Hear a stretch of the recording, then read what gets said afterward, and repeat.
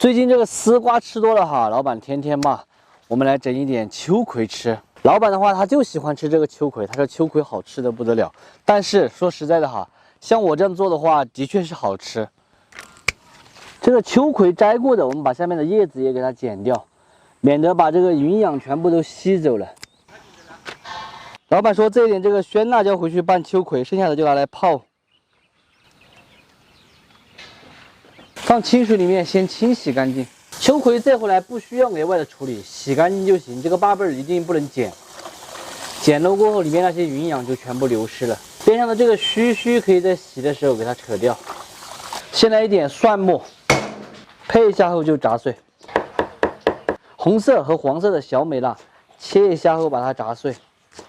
这个黄小美辣是特别的辣哈，就是平时我们吃的那种泡野山椒。再来一点葱头，锅内来上一点纯正的菜籽油，淋上一点7成油温的热油，这样子就把它的香味给呛出来了。锅里面烧水，来上1勺盐，再来一点油。水开过后，把清洗干净的秋葵下锅先煮熟。今天做的比较多哈，还是一个大分量的。秋葵一煮，这个颜色就变得特别的绿，真漂亮。大概煮2分钟左右。给它捞出来，先把水分滤掉。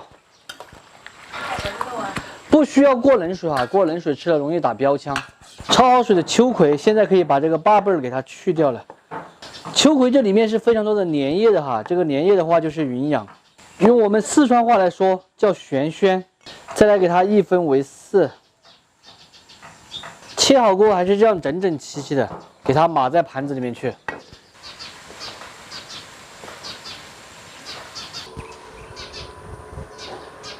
炝好油的料汁里面来一点鸡精、生抽酱油、蒸鱼豉油、毛毛醋、糖、香油、藤椒油，条状的，位置就算调好了，淋到这个秋葵上就可以了。这样子就是有滋又有味，鲜椒味的。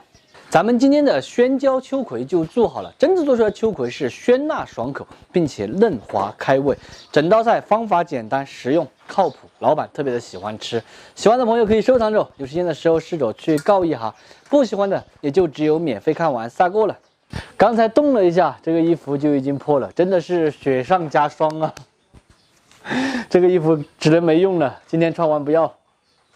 这个衣服买了好多年了哈，我记得是买19块还是20块买的，穿了这么多年还是划算。吃个壳门儿。来，尝一下秋葵辣不辣？你天天要吃秋葵。秋葵好吃啊！你看我们宝贝都知道扁在比心，上面有辣椒的部分就很辣。还好。但是吃的话确实是好吃。放那个什么这个辣椒米，有一款黄小米啊，黄的红的一样，我都只放3个，没放多。还好，不是很的辣。辣还行。还没得那个大的耳机头辣。